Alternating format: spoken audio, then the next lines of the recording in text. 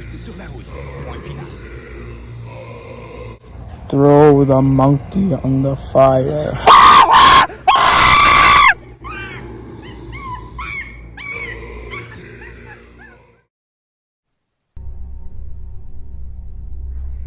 Without, the night was cold and wet, but in the small parlor of Mr. and Mrs. White, the blinds were drawn and the fire burned brightly. Father and son were at chess, the former, who possessed ideas about the game involving radical changes, putting his king into such sharp and unnecessary perils that it even provoked comment from the white-haired old lady knitting placidly by the fire. "Listen to that wind," said Mr. White, who, having seen a fatal mistake after it was too late, was amiably desirous of preventing his son from seeing it. "I'm listening." "I should hardly think that he'd come tonight. That's the worst of living so far out. Of all the beastly, slushy, out-of-the-way places to live in, this is the worst. Pathway's a bog and the road's a torrent. I don't know what people are thinking about. I suppose because only 2 houses in the road are let, they think it doesn't matter." Never mind, dear. Perhaps you'll win the next one. Mr. White looked up sharply, just in time to intercept a knowing glance between mother and son. The words died away on his lips, and he hid a guilty grin in his thin gray beard. "Here, kid." "Charlie, you old dirty bastard!" "Guilty as charged. You're looking no worse for wear, Randall." "Sergeant Major Charles Morris. This is my dear wife Eliza and my son Samuel." Sit here by the fire, Sergeant Major Morris, and warm up. "Thank you." Was the walk from the train station terribly wet? "Not too bad. I've certainly seen worse." I'm sure you have. Taking the tumbler of whiskey from the father. "Ah, thank you. That will take the chill off." "My father has told many stories of your adventures." "Has he? I'm sure they've gotten better over time." "Is it my fault you've given us so much time to tell him without coming to tell him yourself? 21 years Charlie's been off in the military, witnessing wars and plagues and strange peoples. When he went away, he was just a young'un. Now look at him." He don't look to have taken too much harm. "I'd like to go to India myself, just to look around a bit, you know." "Better where you are." He shakes his head. He puts down the empty glass and, sighing softly, shook it again. "I'd like to see those old temples and fakirs and jugglers. What was that you started telling me the other day about a monkey's paw or something, Morris?" "Nothing. Leastways, nothing worth hearing." Monkey's paw? "Well, it's just a bit of what you might call magic, perhaps." His 3 listeners leaned forward eagerly. The visitor absent-mindedly put his empty glass to his lips and then set it down again. His host filled it for him. "To look at, it's just an ordinary little paw, dried to a mummy." He holds it out. The mother drew back with a grimace, but Sammy, taking it, examined it curiously. "And what is there special about it?" He says as he took it from Sammy, and having examined it, placed it upon the table. "It had a spell put on it by an old fakir, a very holy man. He wanted to show that fate ruled people's lives, and that those who interfered with it did it so to their sorrow. It put a spell on it so that 3 separate men could have their 3 wishes come true." "Well, why don't you have 3, sir?" The soldier regarded him in the way that middle age is wont to regard presumptuous youth. "I have." And did you really have the 3 wishes granted? "I did." And his glass tapped against his strong teeth. "And has anybody else wished?" "The first man had his 3 wishes. Yes. I don't know what the first 2 were, but the third was for death. That's how I got the paw." His tones were so grave that a hush fell upon the group. If you've had your 3 wishes, it's no good to you now then, Morris. What do you keep it for? Shaking his head. Fancy, I suppose. I did have some idea of selling it, but I don't think I will. It has caused enough mischief already. Besides, people won't buy. They think it's a fairy tale, some of them, and those who do think anything of it want to try it first and then pay me afterwards. If you could have any 3 wishes, would you have them? I don't know. He took the paw and dangled it between his forefinger and thumb, suddenly threw it upon the fire. The father, with a slight cry, snatched it off. Better let it burn. If you don't want it, Morris, give it to me. I won't. I threw it on the fire. If you keep it, don't blame me for what happens. Pitch it on the fire again like a sensible man. The father shook his head and examined his new possession closely. How do you do it? Hold it up in your right hand and wish aloud. But I warn you of the consequences. Sounds like the Arabian Nights. She says as she rises and begins to set the supper. Don't you think you might wish for 4 pairs of hands for me? The father drew the talisman from pocket. The sergeant major, with a look of alarm on his face, caught him by the arm. The family bursts into laughter. If you must wish for something sensible.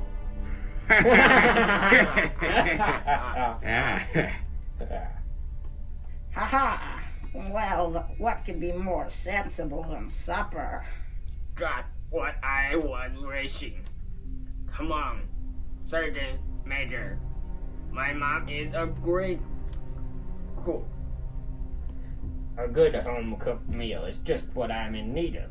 It looks delicious. They all sit down to dinner, pantomiming eating and talking, then rising, saying their goodbyes, and Morris leaves.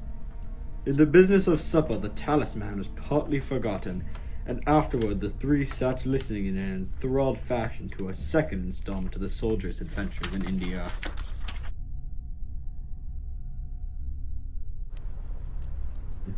And when I looked in the knapsack, guess what I had forgotten? The map? The letter? The front? No! The matches! Morris! Look at the clock! Sergeant Colonel Morris made his goodbyes with just enough time to catch the last train. Goodbye, Morris. Oh, yeah, I got your coat for you, man. Don't worry. I got you. Goodbye. What an interesting man. He certainly has plenty of stories.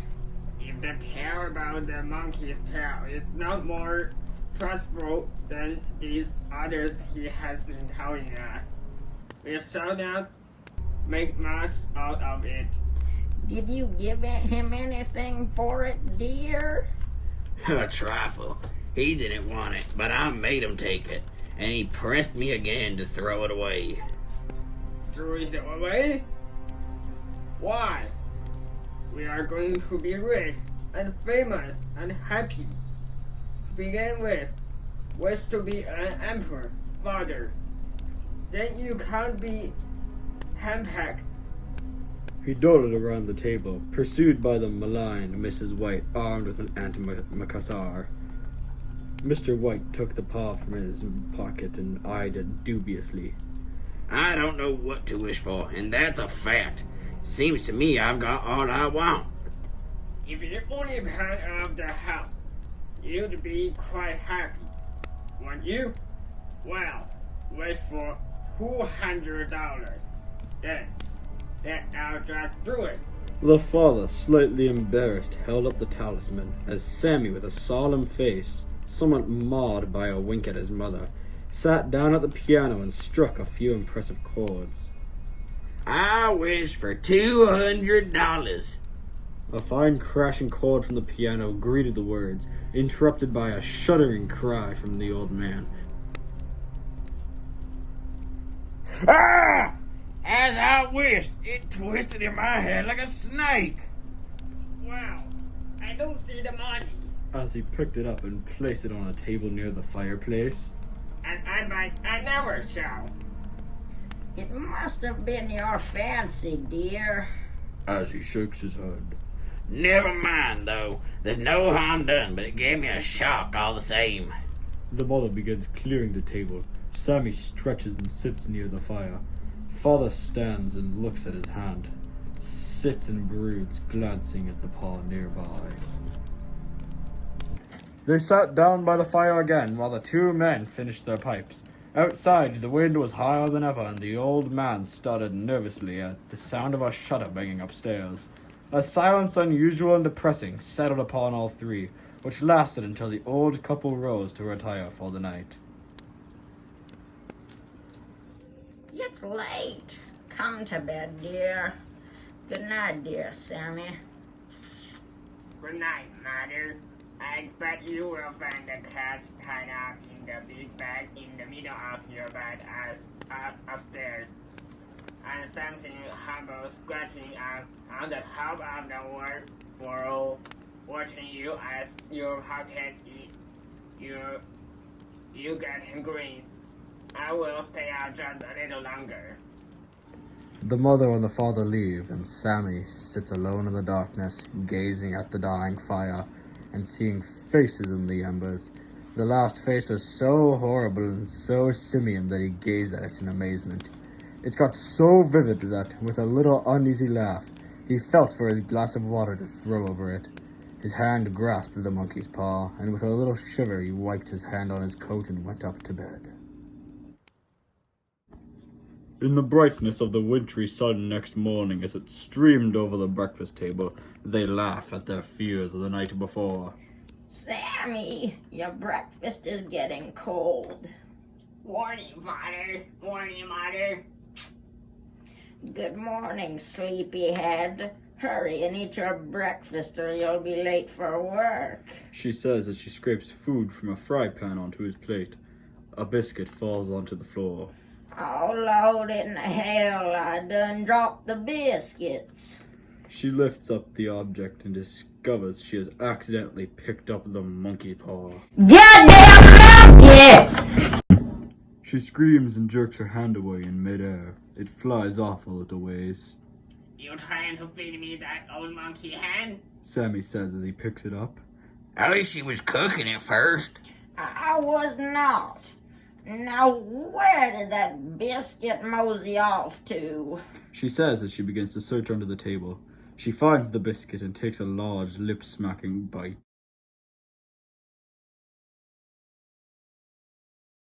You mean you were feeding it to me, Ralph?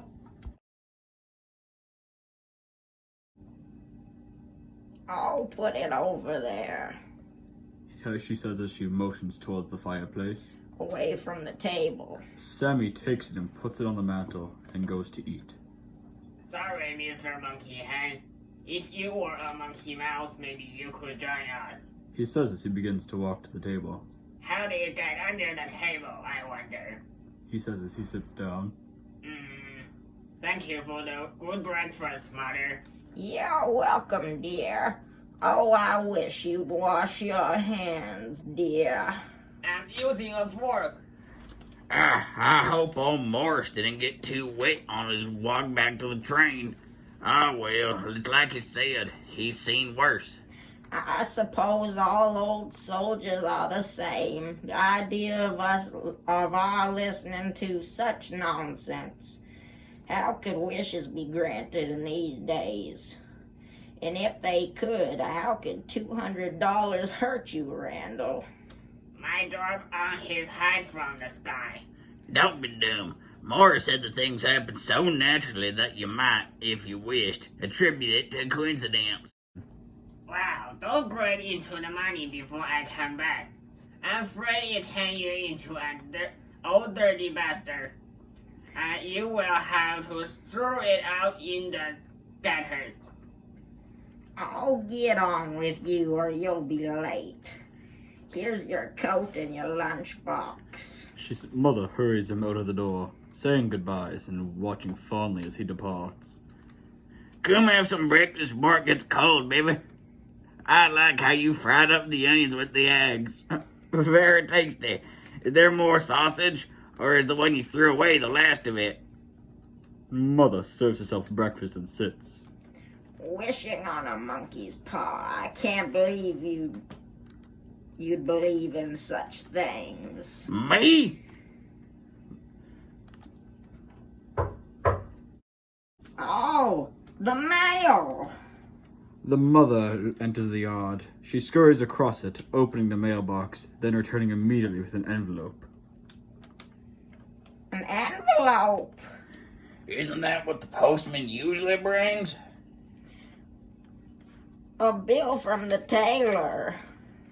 Maybe you have to make a second trip with a bag of cash. They're pretty heavy, I hear. Oh, you! The afternoon rolls around, and the father sits reading the bill, while the mother dusts off a shelf. Well, 4 p.m. and no sign of wealth. Sammy will have some more funny remarks, I expect, at dinner time. I expect we'll be hearing about that old monkey paw wish for a long time. She glances out the window at something of interest. I dare say, but for all that, the thing moved in my hand. That I'll swear to. You thought it did. She continues to look out the window. I say it did. There was no thought about it. I had just... What's the matter? A well-dressed gentleman outside. 3 times he stopped at our gate as if to enter. Maybe he's bringing our $200. He's coming up. Oh! She quickly takes off her apron and stashes it under a cushion and straightens a few things. The mother opens the door. Good day, sir. Can I help you? Are you Mrs. White? Yes, I am. Won't you come in? The stranger enters the room, ill at ease. Please excuse our untidy parlor and my husband's old coat. He was working in the garden. I was asked to call. I come from Ma and Megan's. Is anything the matter? Has anything happened to Sammy? What is it? What is it? There, baby. Don't jump to conclusions. You've not brought bad news, I'm sure, sir. I'm sorry. Is Sammy hurt? Badly hurt, but not in any pain. Oh, thank God. Thank God for that. She broke off suddenly as the sinister meaning of the assurance dawned upon her, and she saw the awful confirmation of her fears in the other's contorted face. She caught her breath and, turning to her slower-witted husband, laid her trembling old hand upon his. There was a long silence. Both turned from the visitor to stare out the window. What happened? I'm sorry. We're all very fond of... What happened? Sammy was caught in the machinery. Caught in the machinery. Yes. He stared blankly out at the window as his wife burst into retching sobs. He took his wife's hands between his own, pressed it as he had been wont to do in their old courting days, nearly 40 years before. Sammy was the only child left to us. He moves to turn gently to the visitor. It is hard. The firm wished me to convey this and sincere sympathy with you and your great loss. I beg that you'll understand that I'm only their servant and merely obeying orders. There was no reply. I was to say that Ma and Megan disclaim all responsibility.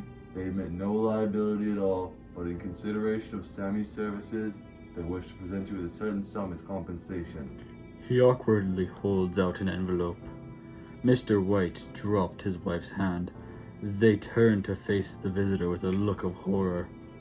How much? $200. His wife went unconscious after her shriek.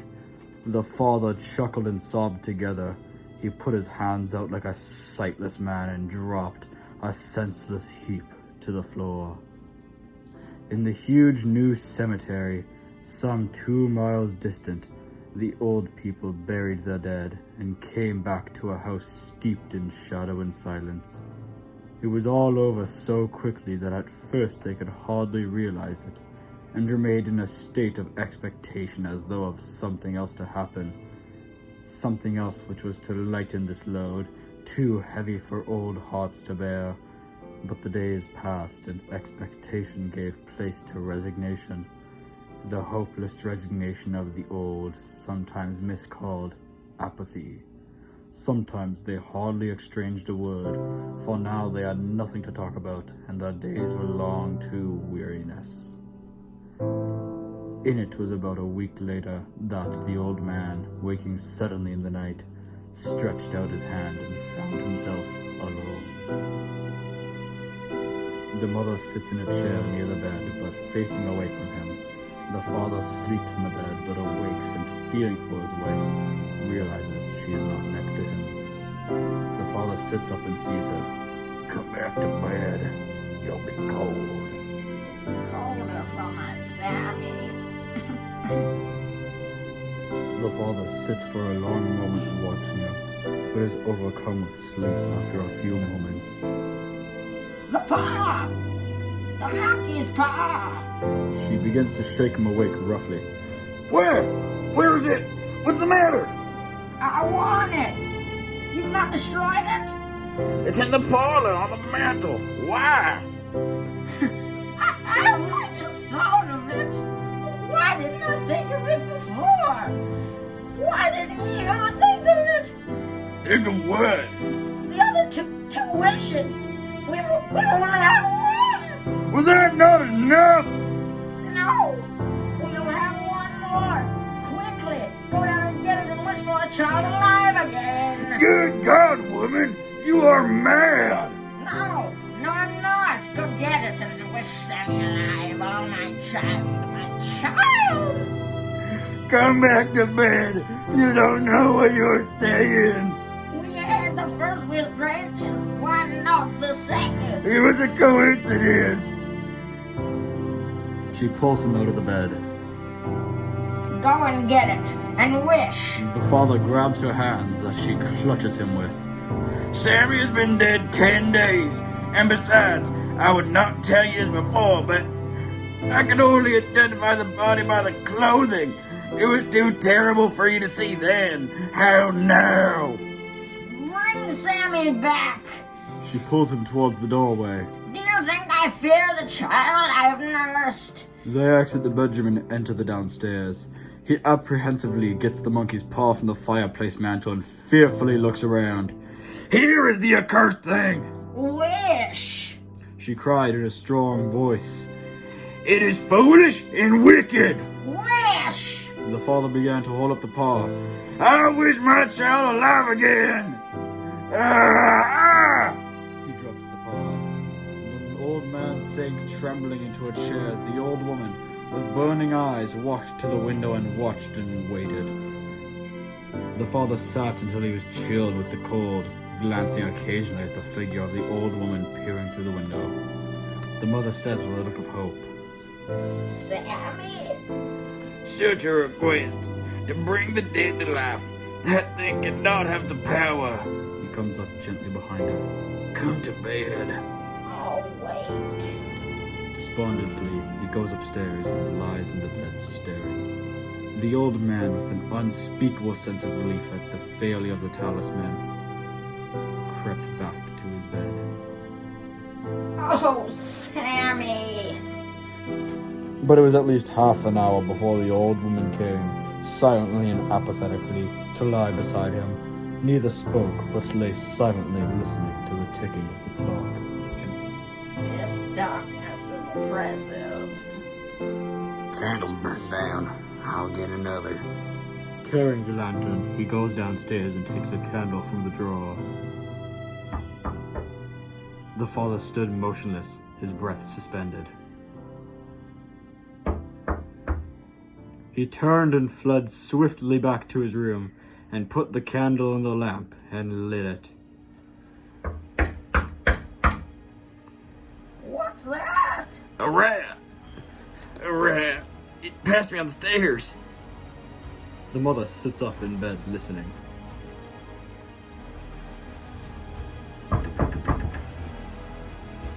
It's Sammy! It's Sammy! She tries to run, but he grabs her arm and holds her tightly. What are you going to do? It's my child! It's Sammy!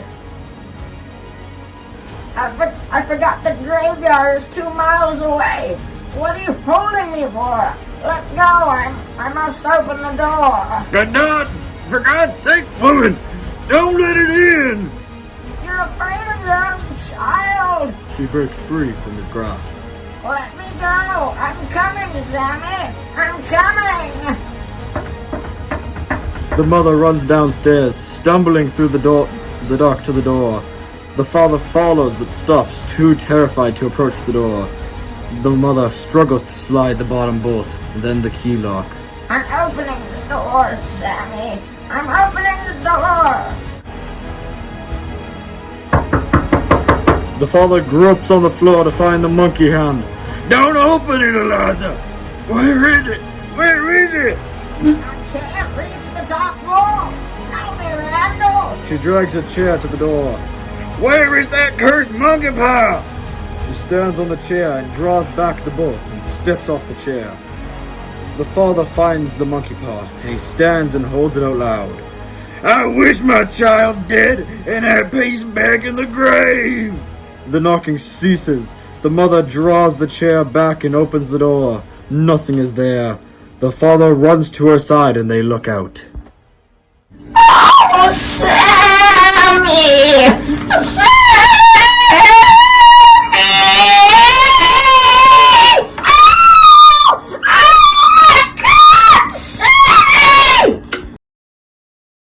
And that concludes the story of the monkey's paw.